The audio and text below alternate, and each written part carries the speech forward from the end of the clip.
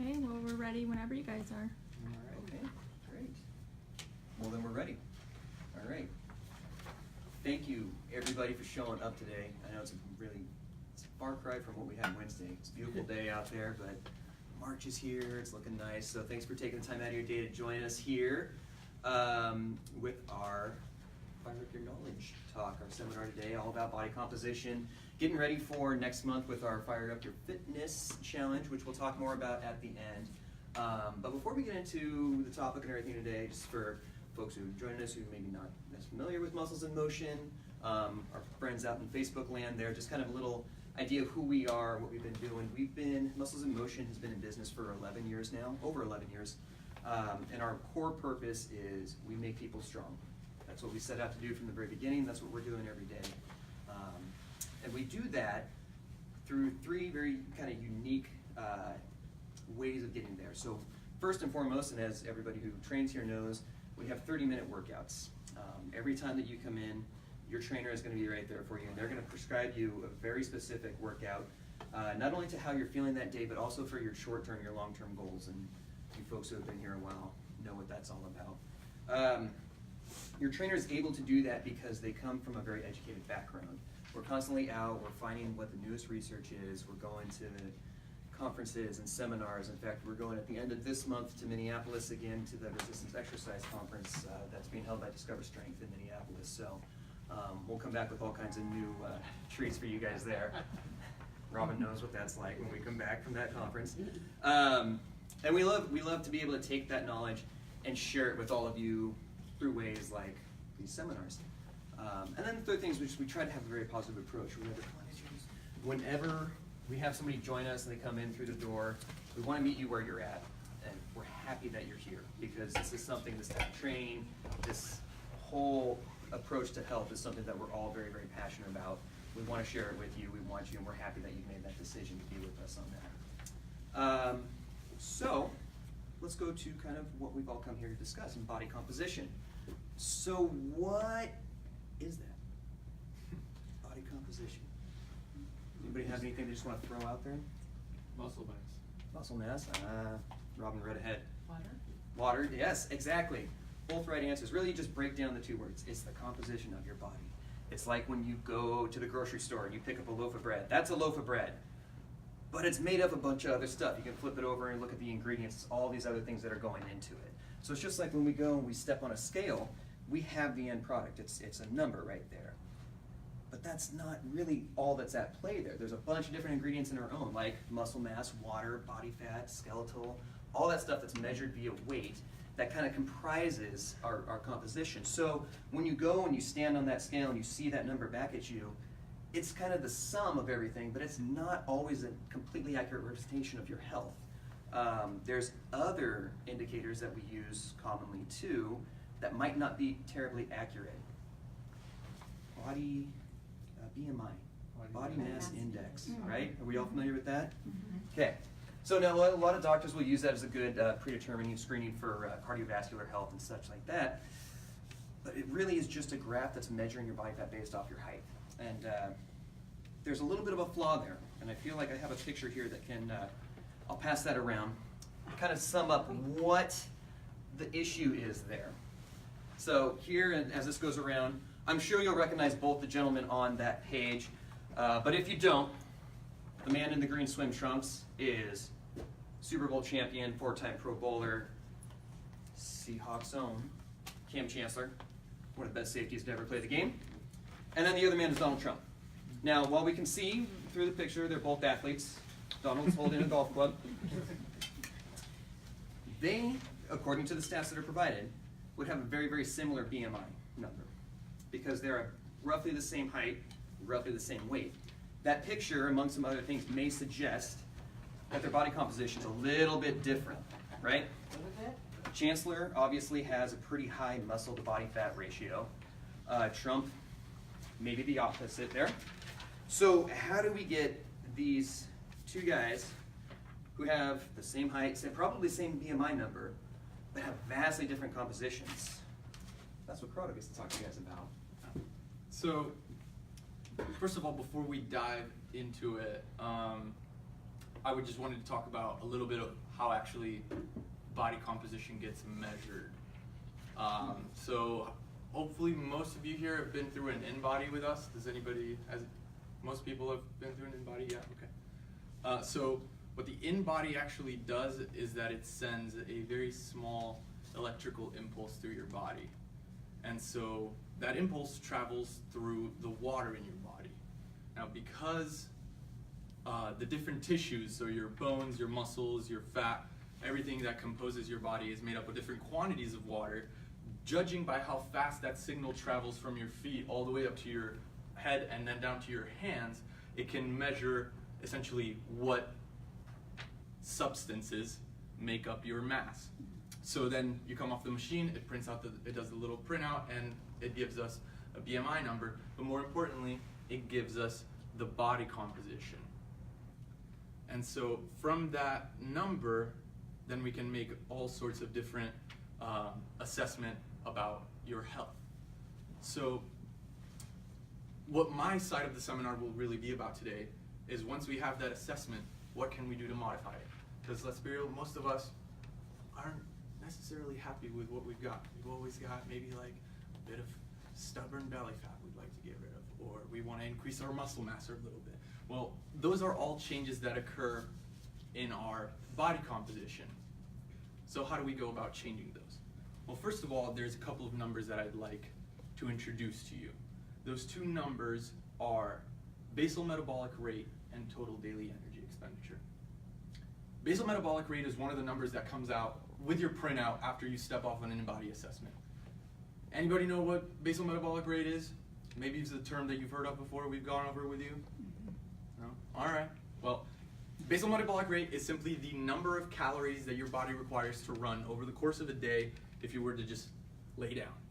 If you were to just lay down on your back and do nothing for a full day, just breathe and think, how many calories would your body need to just keep you alive? All right. Now, of course, none of us just lay there all day. We do things, we move, we get in and out of our car, we go up the stairs, we sit there. Just by sitting there, you're actually using more calories than you would sitting down. The reason simply being your abs are keeping you upright, your lumbar erectors are holding your spine up. You're using, as mundane and repetitive and non-taxing as these activities may seem, you're expending more energy from the body's perspective than if you would just laying down. And so we call that number total daily energy expenditure. Total daily energy expenditure is just the basal metabolic rate, the number of calories that you need if you were to just lay down for a full day, because that number is always pretty constant, plus all the stuff that you do on top of it. So if you work out one day, you're going to have a certain daily energy expenditure. If you take a day off, if you're just resting, you're going to have a different daily energy expenditure. And so that number can vary a little bit. But how do these two numbers relate to our body composition? Well, first, kind of going off of the picture that Patrick showed us earlier, two individuals that are the same height and weight can have vastly different basal metabolic rates. So Trump, who's the guy? Sorry, I'm not a football fan. Cam Chancellor. You are now, you're a Seahawks fan now. Yeah, I'm a Seahawks fan because of Patrick. But those two can have vastly different basal metabolic rates. And that's because they have different body composition. Trump, quite clearly from the picture, is made up of more fat than Cam Chancellor. So what does that mean? Well, muscle is an active tissue. Muscle tissue, in comparison to fat, respires more over the course of a day, meaning it requires more oxygen from your lungs, and it gets rid of more carbon dioxide. Okay? Fat quite literally sits there. It doesn't do a whole lot. When you have fat storage in your body, it quite literally just sits there till you need it. So the body, from the body's perspective, there's no need to invest energy over the course of a day to maintain your fat tissue healthy. Muscle, on the other hand, you betcha. So a person that is composed of more muscle will also require the body to spend more energy into keeping that body healthy. Which is why, by the way, and we'll get into it a little bit later, it's difficult to put on muscle. The body doesn't like to put on muscle. It's an expensive tissue. The more muscle I have, the the harder technically I gotta work over the course of a day. And so two individuals with the same height and weight can have vastly different basal metabolic rates. A very similar concept is true for total daily energy expenditure. If I have two individuals that are not only the same height and weight, but they're also the same body composition. So if I have two Donald Trump, but one is works at a desk job and the other one works in a warehouse. At the end of a full day of work, if both of those individuals would like to wake up the next day and have the exact same body composition once again, the one who works at the warehouse will have to have eaten more calories because over the course of a day he will have used more calories. Does that make sense? So that's really the crux of my side of the seminar, which is really energy balance. Calories in versus calories out. So a lot of people try to make, well, not intentionally, but they end up making nutrition a very complicated subject. And in many ways it is because there's a lot of nuances when it comes to nutrition. But in many others, for the average person, nutrition is more of a matter of energy balance. Calories in versus calories out. If I'd like to lose a certain amount of fat, well, let me tell you this, a pound of fat is 3,500 calories. That's how much energy is stored in a pound of fat.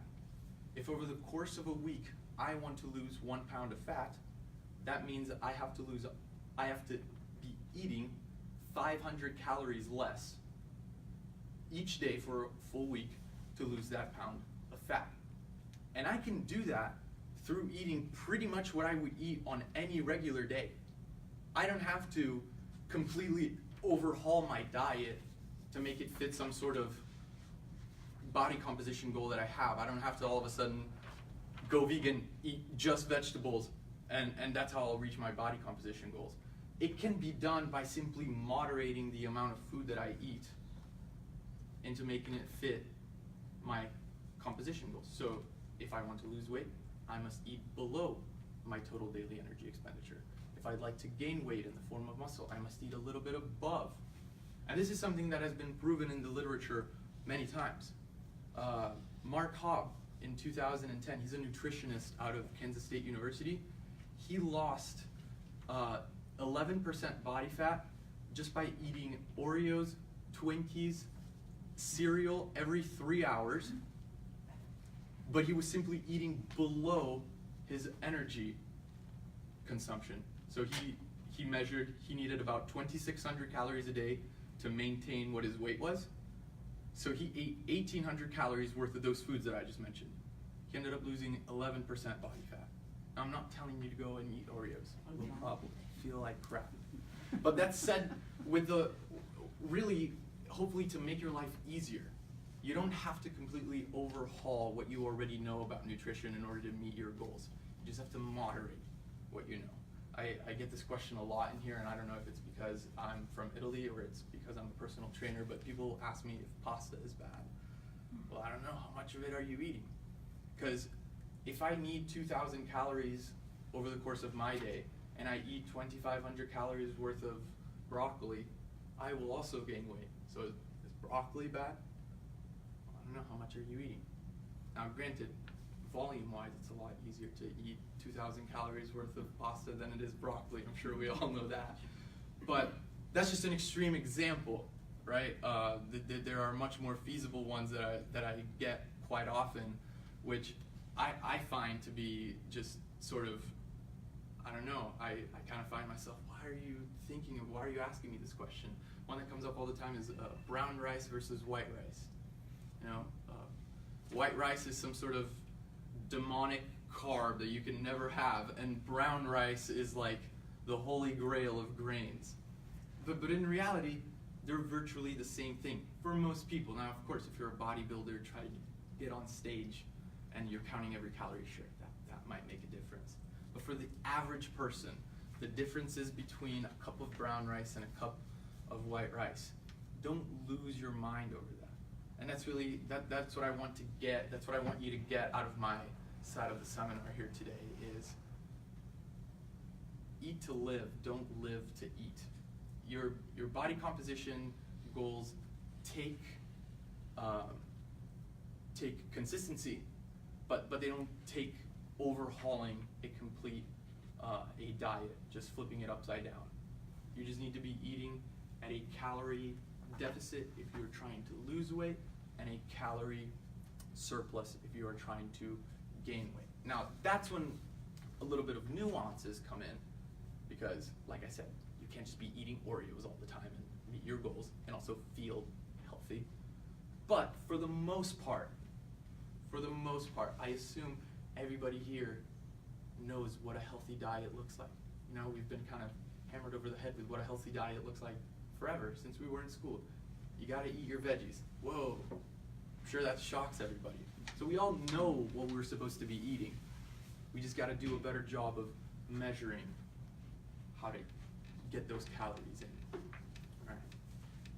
And so that's when we can dive a little bit into some of the smaller nuances, and I'm gonna do some of that, just very, very briefly, to give you a sense.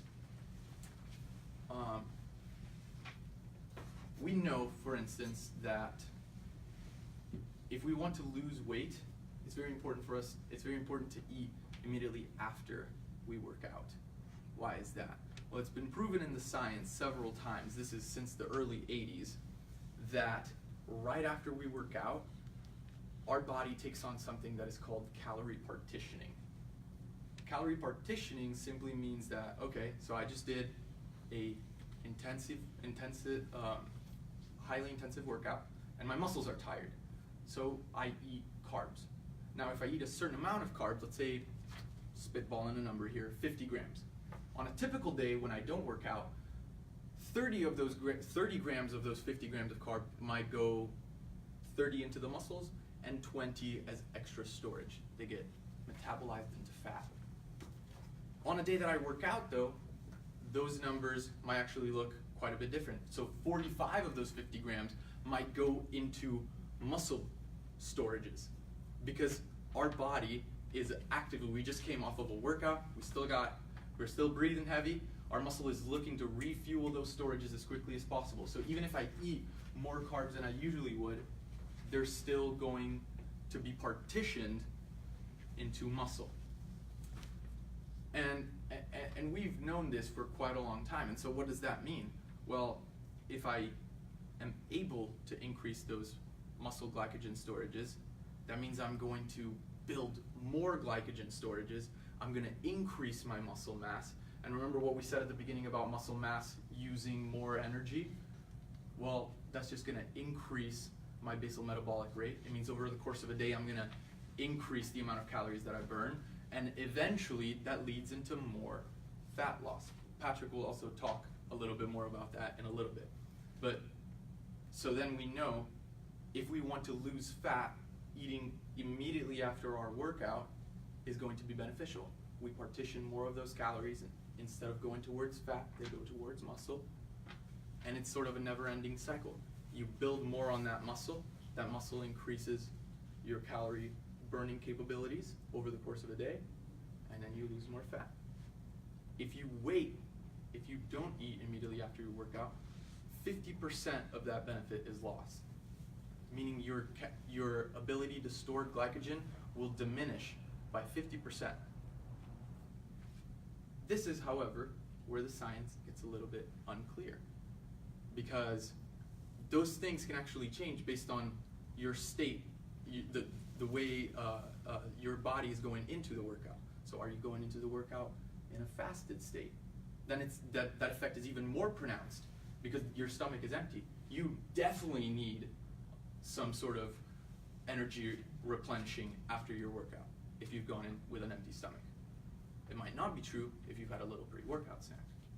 So when it comes to that, the science is actually a little bit unclear. In a 2013 meta-analysis, or a collection of studies based on all the available post-meal nutrition, they actually found that there were conflicting results in terms of when is the best time to eat. Is it immediately after? Does it matter if I eat 30 minutes after? Does it matter if I eat 2 hours after? And they found that a lot of these things were not necessarily conclusive. So some people found that, hey, you can eat 2 hours after your workout. It's just the same as eating 30 minutes after your workout or 1 minute after your workout. But what it doesn't take into account is all, like I said, all the different states that your body can go into the workout with. So are you fasting before your workout? Are you doing your workout right as you get up from bed in the morning? Are you doing it at the end of the day? Are you doing it after a big meal, after a small meal? All these things play a role into how your body is going to accept nutrients post-workouts.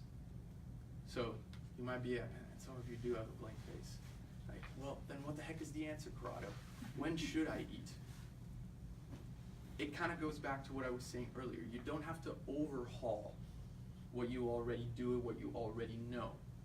We all know what we should be eating, right?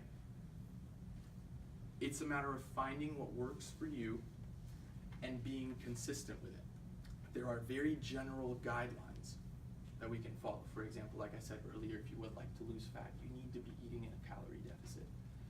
How you choose to eat in that calorie deficit then becomes more of what you do with it. You know, what works for you. Some people walk in here, if they've had a pre-workout meal, they can barely work out. They make it through 2 exercises and they're like, I feel sick. My stomach is completely upside down. So does it matter to a person like that whether the science says you should have a pre-workout meal or not? Of course not. It's better to just make it through the workout and then have your meal afterward. Same thing. Others might actually finish their workout and they're just so distraught from their workout that they can't eat a thing for an hour. So would it matter to them that the science says you should eat immediately after workout? Well, what if I tell you I can't eat right after my workout? What do I do then? The science just says that there's no hope for me? Of course not. It's just a matter of finding what works for you. And that's really what I want you to take away from this. Live or eat to live, don't live to eat. Right? We know you have to keep in mind those general guidelines and then moderate what you already know about your diet to fit those goals. Okay.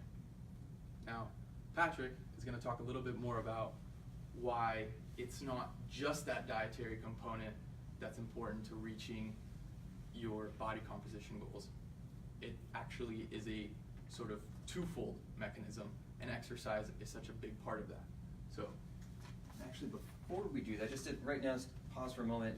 If you have any questions, just in case while they're fresh in your head, I know sometimes they come up in the middle and then at the end, I was going to say something.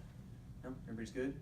Facebook land, anything? No? Okay, cool. Well then, yeah, I'll take over. Thank you. So, when we're trying to maintain a healthy body composition, there's kind of a 3-point challenge that we're facing. And that challenge is having too much fat, too little muscle, and therefore too low of a resting metabolic rate or a basal metabolic rate.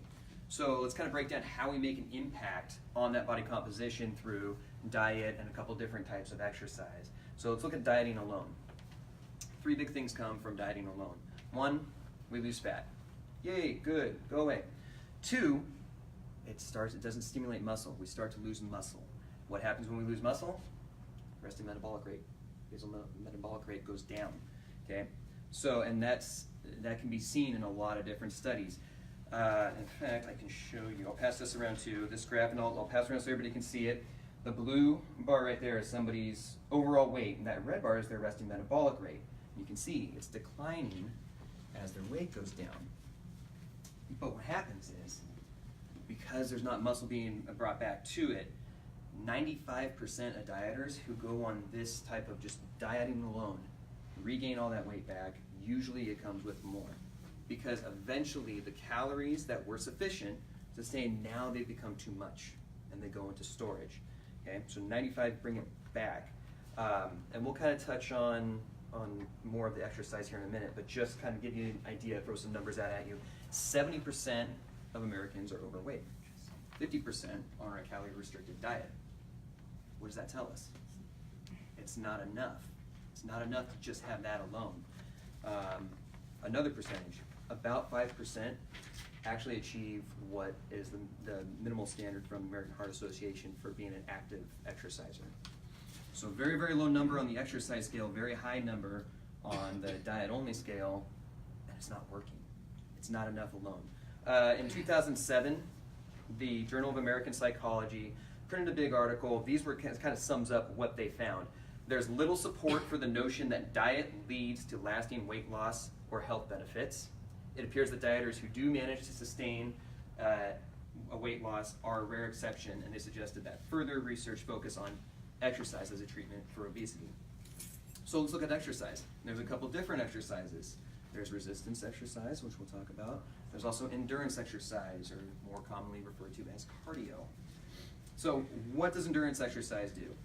Gets our cardiovascular fitness up, awesome. Decreases fat, great. It actually does not replace any muscle, which, what's that going to do to the metabolic rate? Anybody? It goes down, exactly. When you are doing an endurance type of workout, your body is going to eventually use muscle tissue for fuel, okay? So therefore, you're going to lose that muscle at a fairly rapid rate. When that goes down, the metabolic rate goes down. Your resting metabolic rate is going to make up about 70% of the calories that you're burning on a daily basis. So the less muscle we have, the less we're burning. And then what happens is that those calories that have been used to keep the muscle alive are going to go into fat storage. So let's take a look at what happens when we start putting some resistance exercise. Basically what we do here, with all you guys when you come in and you do your exercises with me and Corrado and Diana, what you're doing here. So it's going to replace the muscle. We're going to improve our muscle mass. What's that going to do to our resting metabolic rate this time? Exactly, right on up. It's going to reduce our fat, and it's also going to improve our musculoskeletal fitness as well. And they've shown this in as far as what is going to happen those immediate 72 hours after your workout. Back in 2008, the Journal of Strength and Conditioning did a study. Now they did a little different than we do it here. What they did is they did 8 exercises, 8 sets, 6 repetitions each. A little different, however, it's still resistance exercise. So they took 2 different groups. They took untrained subjects, basically people who have never lifted a weight in their life, and trained subjects, people like you who are used to doing this. In the untrained subjects, there was a 9% average increase over the next 3 days of the resting energy expenditure, or the metabolic rate. And that was 9 across all 3 days, 9%.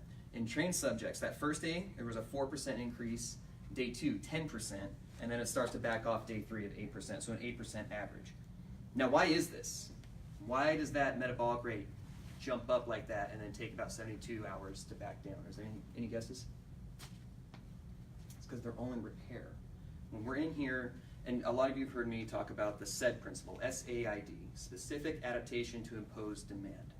When we're in here, we're not actually getting stronger inside the gym when we're lifting weight. That's when we're putting the demand on the muscle. We're making little tiny micro tears in all the muscle fibers.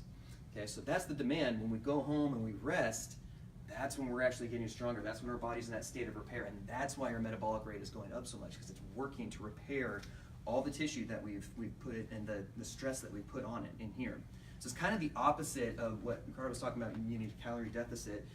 It's kind of the opposite of dieting. We cut out calories from what we're taking in throughout the day. This, we're burning them. So it kind of goes in the opposite direction, but it still ends up being a deficit. So, just a quick review. Too low of muscle mass results in what? Too low of a metabolic rate, exactly, which means too few calories are used, which means there's too many calories that are going to now go into storage into the fat cells. If the muscle is not stimulated, we've talked about this in other seminars before, particularly after the age of 30, we start losing muscle mass. It's about 5 to 7 pounds of muscle mass per decade. Okay, now you might not see that like we were talking about before. The end product, when you look on the scale, is just that one number. You might not even notice that. You can have people who, I weigh the same that I weighed 10 years ago, no problem. Maybe the body fat has come up and the muscle mass has dropped down, and that number is still the same, but your composition has changed. So, if we're losing about 5 to 7 pounds of muscle per decade, that's about a 2.4% metabolic decrease per decade. What does that break down to? This is all calories. It's about 15 calories a day. Not much, right? That comes down to about 15 to 16 pounds every 10 years of body fat, just from a 2.4% decrease in metabolic rate. So, kind of have an idea of what dieting alone does, what cardio alone does, what resistance training alone does. Let's just review. So in 2007, the American College of Sports Medicine and the American Heart Association updated their definition of what makes people an active exerciser. They took it from, for aerobic activity, 5 times a week, 30 minutes walking, just moderate exercise, just going for a walk for 30 minutes. Then they threw this little caveat in there of 3 times a week, 20 minutes, more vigorous, something like jogging. Okay? They also added, yay for us, strength training. 8 to 10 exercises, 2 times a week, 8 to 12 reps to fatigue. What does that sound like? Everything we do in here in every session, right? So they took it beyond just how much are you doing. They started to factor in intensity. And that's very, very key. That's going to kind of change the definition of how people are doing things. Just some more numbers to throw at you. They did a test in 2008, people who had coronary disease, training people who had coronary disease. The people who did the 5 days of endurance only had an 11% increase in aerobic capacity. That's pretty good. The folks that did 3 days of endurance and 2 days of strength training had a 16% increase in aerobic capacity. They also saw a greater increase in muscle mass and muscle strength. Okay? The muscles are the engine of the body.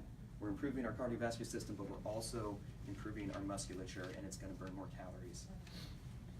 One more study to throw at you, because if you've been to hear me speak before, you know I love these studies.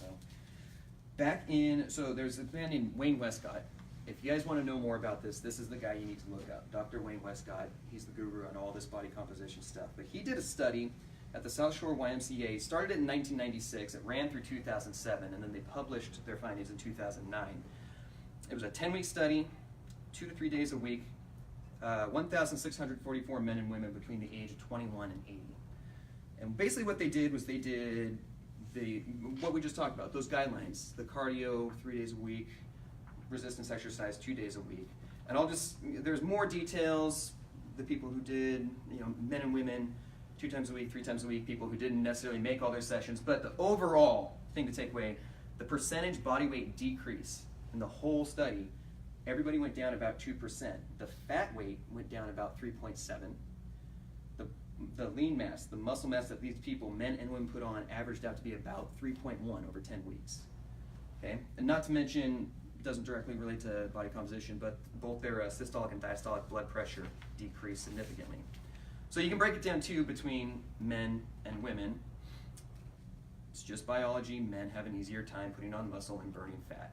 So the average, though, for percent fat from females in that study decreased about 1.8%, 2.8 in men. Fat weight was about 3%, 5.9% in men, and a muscle mass increase of 2.6 in females and 4.6 in men. What's really interesting is there was no big significant difference in age. Breaking it down 21 to 44, 45 to 54, all the way up to the folks that were 90. Everybody was in about the same level of muscle mass increase. That kind of adds to the credo that it's not too late. You can build muscle until the day you die. The more muscle you have, the better your body composition, because you're going to be burning more calories. So the big summary from that overall test was a 2% reduction in body fat across the board, 3.7 pound fat loss, 3.1 pound muscle gain, and improvement in blood pressure as well. So what happens if we throw some diet in there? They did a subset of the same study, folks that followed a descending calorie diet over 8 weeks. They lost 5 pounds of body fat, 5 pound weight decrease overall, 8 pounds of that was body fat, and a 3 pound increase in muscle mass. So that's an 11 pound change in body composition over 8 weeks by incorporating resistance exercise, a little bit of endurance exercise, and being mindful of what you're putting into your body calorically. So that kind of gives you an idea of how all three, this nice little trifecta, plays in together. Are there any questions about any of that? No? Okay. We're going to come on over here, we can kind of sum everything up. So, I mean, what are the big takeaways here, I guess? Yeah. Go ahead. So, I think the main takeaways are, once you know what your first of all, you have to know what your goals are, and that's kind of what we're here for. When you come in for sessions with us, you know, that's why we ask every 20 sessions or so, what are your goals? Are you still looking to drop a couple of pounds? Are you looking to increase muscle mass? Are you looking to perform a certain number of exercises? Are you looking to come in have more intensive workouts? Once you have those goals set up, and once you have some basic values, and by values I mean the numbers that come off of the in-body assessment. Once you have those numbers, you can really make a detailed plan, and you can make achieving whatever that goal is, whether it's losing fat, gaining muscle, a little bit easier by thinking very clearly of things in terms of numbers. If you'd like to be losing a little bit of fat, you're gonna have to be eating in a caloric deficit, something that we can help with by building more muscle in here. If you'd like to gain a little bit of muscle mass, you're gonna need to be eating a little bit above that metabolic rate, above that total daily energy expenditure.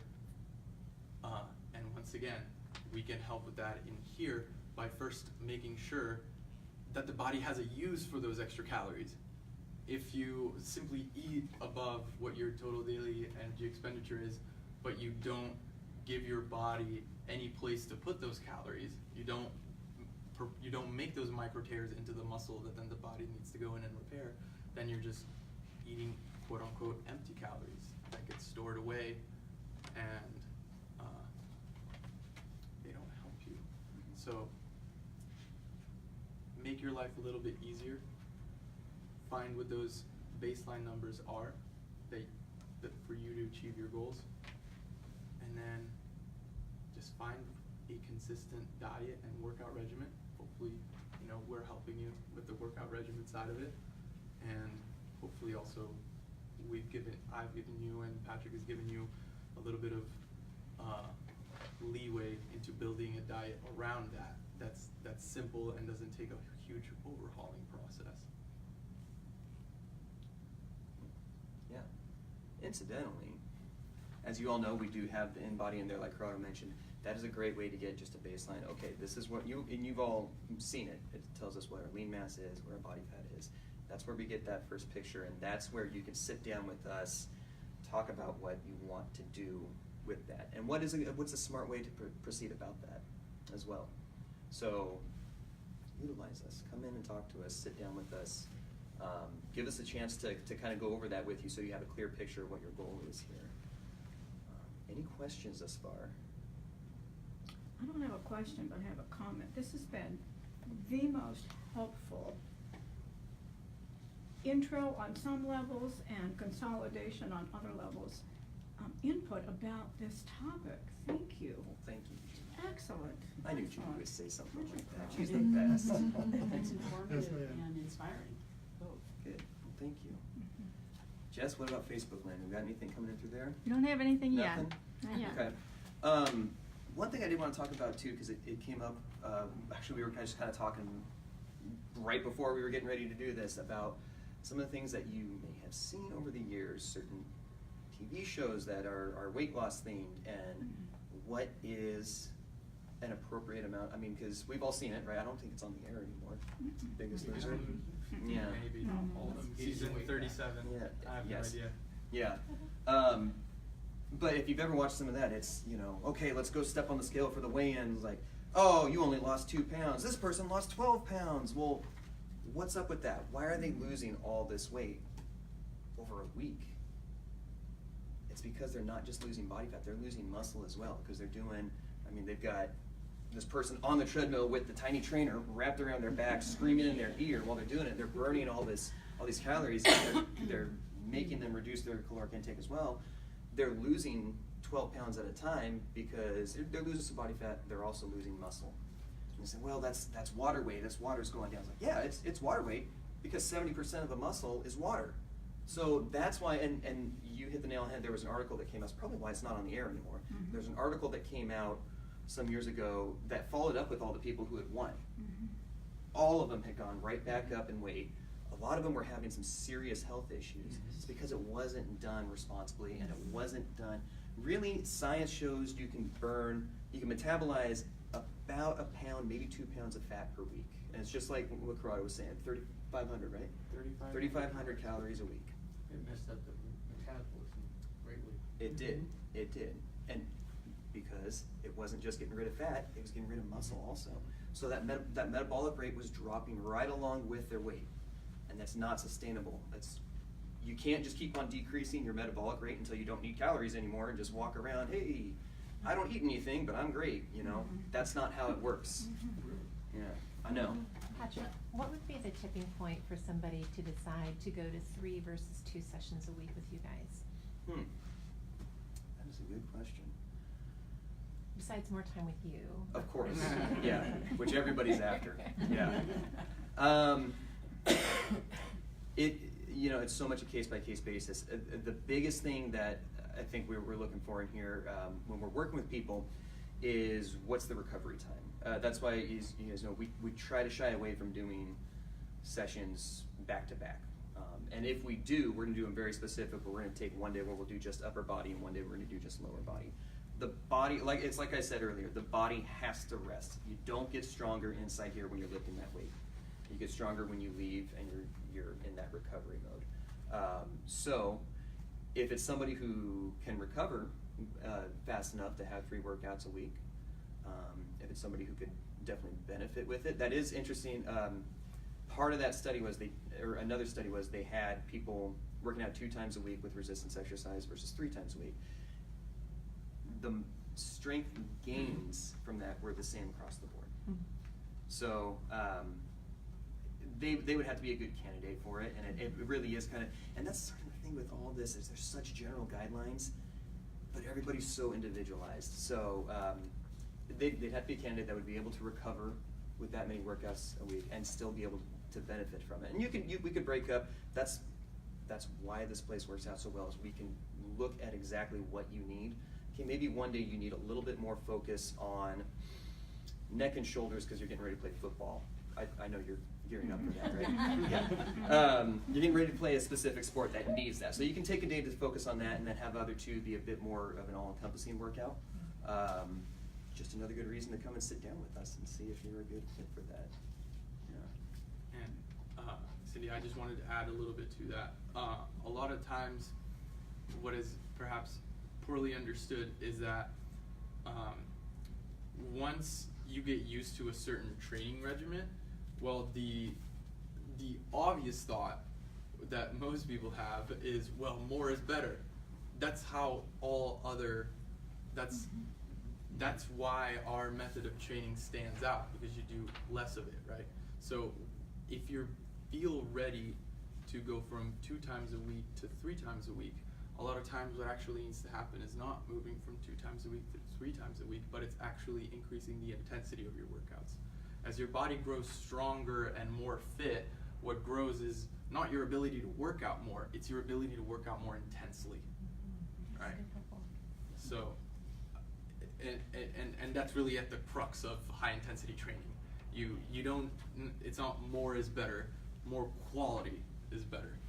And so, Dr. Doug McGuff, he's the author of Body by Science, which is a very important sort of piece of literature around our high intensity circles. And what he said for him personally, the biggest changes, he's a person that had been working out for 10 years, and he was no longer seeing the changes coming from the workouts. And so what he did is he actually cut his workouts. He went from 3 times a week to 2 times a week, and he was doing 12 exercises. Well, then he stopped seeing improvements once again. So he cut his workouts from 2 times a week, 12 exercises, to 2 times a week, 8 exercises. He just made sure that he was kind of kicking the crap out of every possible muscle fiber for those 8 exercises. So again, it's not about how much, it's just about the quality and the intensity. That's great. So. Thank you. Yeah. And I think that's why they put that caveat in there about how it's an intensity as well as volume of it.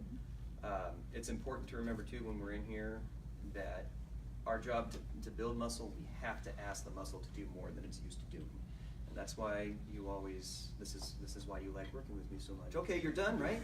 Hold it here for 30 seconds. Something like that, because there has to be an overload principle. We have to tax that muscle to do more than it's used to doing. Otherwise, it's not going to change. It's not going to make that adaptation. So yeah, that's a very good point about how relative intensity is. And you did say that no matter the age, you can increase. I did. The muscle. I did, and I'm also planning on having it tattooed right across. Maybe my forehead so everybody can see it. Yes, absolutely, absolutely. There are no non-responders to resistance exercise if it's done properly. That's across the board. Yeah. Even me. Everybody. Yes. Does fat turn into muscle at Does some fat turn point? into muscle? Mm-hmm. No, not necessarily. You wanna? Sure. No, fat does not turn into muscle.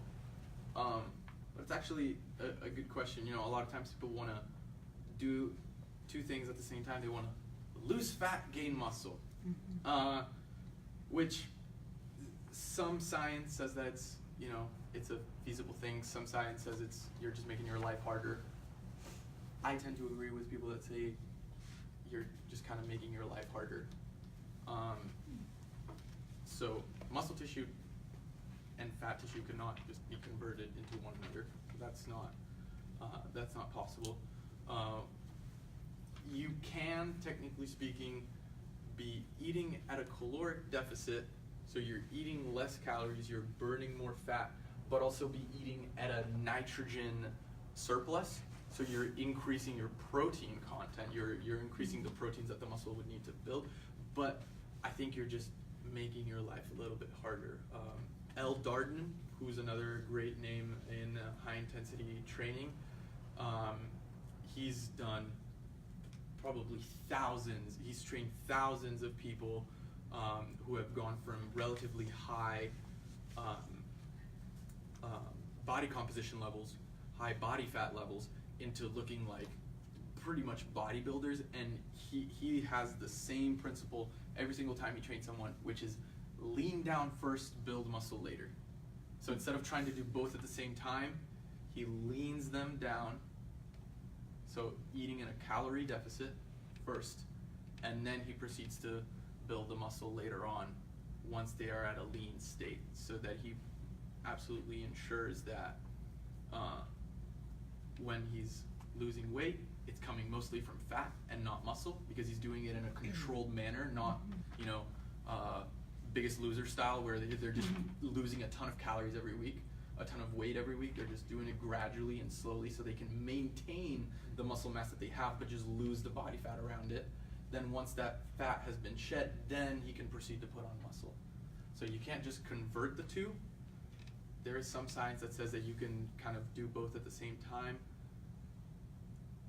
To me, that tends to sound like a, you know, like a get fit quick scheme, and there's no such thing. It takes time, it takes consistency, and so I think the average person is better off losing that bit of fat first and then building on the muscle on top of it. That's my take. Yeah. And I think that's a good point, is that patience and knowledge is always the best way to go about doing all of this stuff.